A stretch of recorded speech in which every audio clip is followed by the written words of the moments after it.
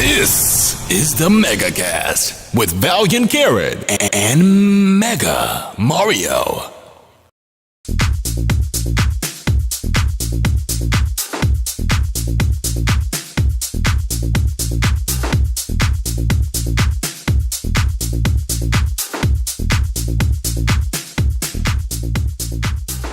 Welcome everybody to the MegaCast. We are approximately 48 hours away from the debut opening of Batman v Superman: Dawn of Justice. Yeah, Karen, I've had problems with this movie since the end of the year when they started to release some of these trailers that I thought were revealing too much and just didn't serve the movie too much justice. And then when Deadpool came out, I really lost my mind and got mad because then the producers and Warner Brothers started saying that this might be an R-rated movie. And I'm just shaking my head at the fact that they would even consider that. If it's an R-rated movie, it's an R-rated movie. But don't do it because Deadpool did it. And don't do it because it's trendy or it's the flavor of the month. But nonetheless, Karen, just like a member of the family that you can't stay mad at, you basically just have to learn to forgive. Basically, the movie is staring me right in the face, Karen, with less than 48 hours ago. I'm putting this all behind me. It's over with. Here we go. For better or for worse. Here comes the movie, and I can't wait to see it, and I'm really, really hoping that everything just kind of magically gets better. Thursday night, after we're done watching the movie, we've got positive things to say to all the mega movie goers out there, and hopefully this will do this type of film justice. No pun intended. So with all that being said, Kara, it's all about Batman v Superman here going on for the next 48 hours, probably the next couple weeks as we deal with all the aftermath and everything. I know you've been monitoring the news wires, you've been tracking everything Batman v Superman. So, here we go. What can we look forward to? What can we expect, Karen, with Batman v Superman? What do you got? This will be the first movie in history to come on early at 6 p.m. on Thursday. Because we're used to some people going in around midnight, 11, 10 p.m., but now it's pushing the envelope by coming in at 6 p.m., so that's definitely going to help in its favor. And what also is going to help in its favor is that it's going to open in literally over 4,000 theaters. Touching upon something else, Karen, that you brought up, that the movie is going to be released Thursday at 6, the earliest release for a Thursday movie. So I think that'll benefit a movie like this, because if Batman v Superman is a good movie, and people like you and I go see it at 6, and we get out, and we plan on doing a show immediately after the movie's over. If it's good, then great. Other people will go see it. And whether they go see it that weekend or whether they go see it the following weekend, it'll work out obviously in the movie's favor. But if this movie is not good, if this does a Green Lantern, and everybody at 6 o'clock goes on their keyboards, on their tablets, on their laptops, on their phones, in our cases on podcasts like this, on our MegaCast, and say this movie is not good, that's really going to mess up Superman v Batman. That's really going to put it in jeopardy.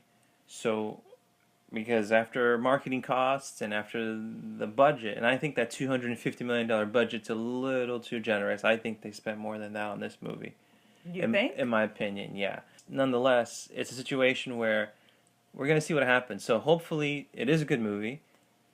You and I walk out that theater around 9 o'clock, and our minds are blown, and we can tell everybody just that our minds are blown, and it'll help this movie kind of make up its, get some steam and get where it needs to be. Us serving as kind of fans who have a commentary, who have a voice, who have a platform like this show, I think I'm looking for people like that. For example, people on other shows like Nerdist or Collider or IGN. I'm looking to kind of see what their reviews are. You know, what's interesting too is that as we're making this show, I feel very on edge, very anxious. Again, because there's a lot depending on this movie. I know you're a big DC fan. I'm a big DC fan, and I definitely want this movie to do well.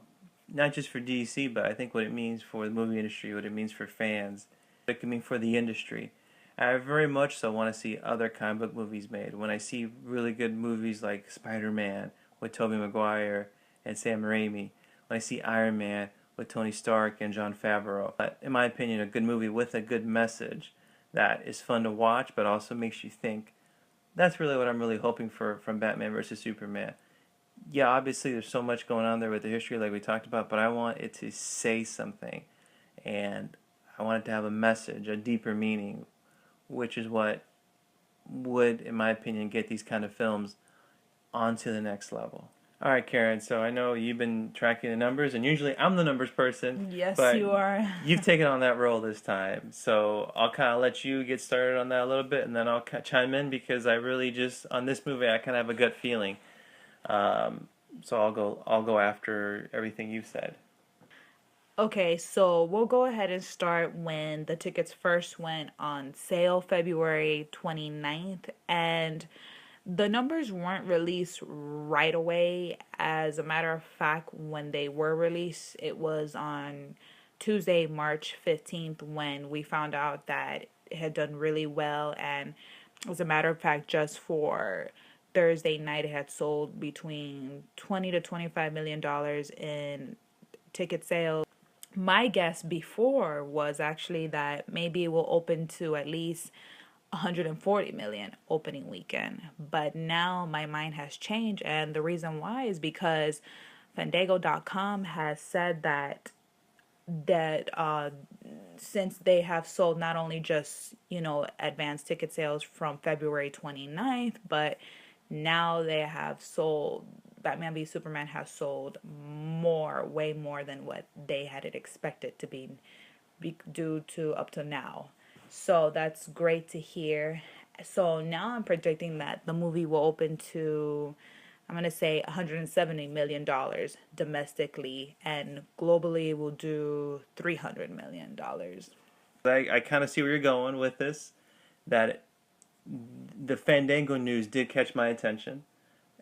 That is more than what was expected from when I read some of the heavier business sites, like for example Forbes. They go into a lot of information and a lot of numbers and things like that. Yeah, too many numbers for me to handle. Yeah, but it's good because essentially it helps in moments like this where we can just kind of give our guess, but our guess isn't just, I'm not pulling numbers out of the air. Here's what I'm trying to say. It's that it's based off a lot of things that I've read. And that Fandango thing is important. It is very, it kind of is a game changer a little bit. Where before I thought kind of what was reported a little bit before and what I wrote a couple weeks ago, that that Batman v Superman would split 150 domestic, 150 foreign. But now I'm thinking that it'll actually do a little bit better, probably 200 foreign and maybe 170, 200 domestic, somewhere around those lines, where now instead of making 300, now it has a chance to break that $400 million mark. Whatever combo you want to throw out there. I think it'll do better foreign because Superman, Batman are global characters. Right. Way, way, way more so than Star Wars is. It's just more global. So, more recognizable. And I know some people might disagree with me. I'm sorry, but the Superman shield and the Batman logo are just global brands more than Chewbacca or Han Solo is. I know I'm a big Star Wars fan too, but yes, you are. That's just kind of my opinion on it. So having said that, I think we're underestimating a little bit what it's going to do foreign. It'll probably hit 220, and I think here it'll hit 200, coming in at just roughly 400 million, 420, which is good, and which will probably get it in by the time it'll help it get to the point where by the time it's said and done, it'll probably hit that. It'll probably land somewhere just outside the top 10.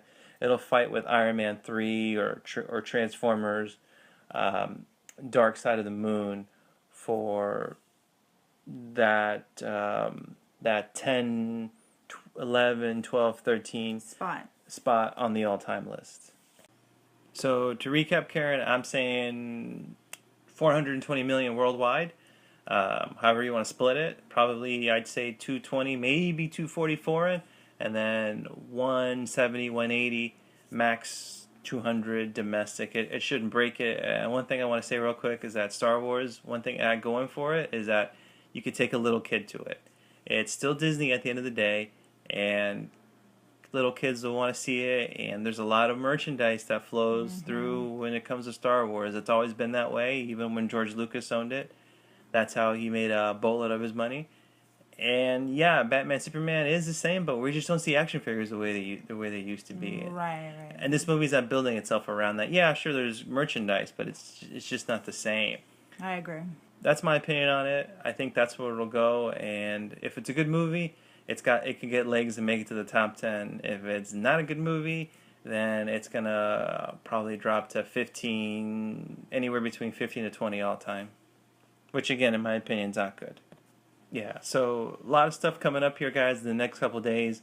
Like I said, as soon as we're out of the movie theater, we are going to record our thoughts on this. So make sure that you subscribe for that. So as soon as it comes up, you'll be notified. We also got a video that Valiant Karen did. You want to check that out. There'll be a link in that in the description area. So with that being said, Karen, we'll sign off here. Everybody keep an eye out, and definitely we'll be on Superman Batman coverage here around the clock for the next few days. So you'll see a lot of stuff being posted on our website, www.megamovienews.com, and on our YouTube channel, Mega Movie News.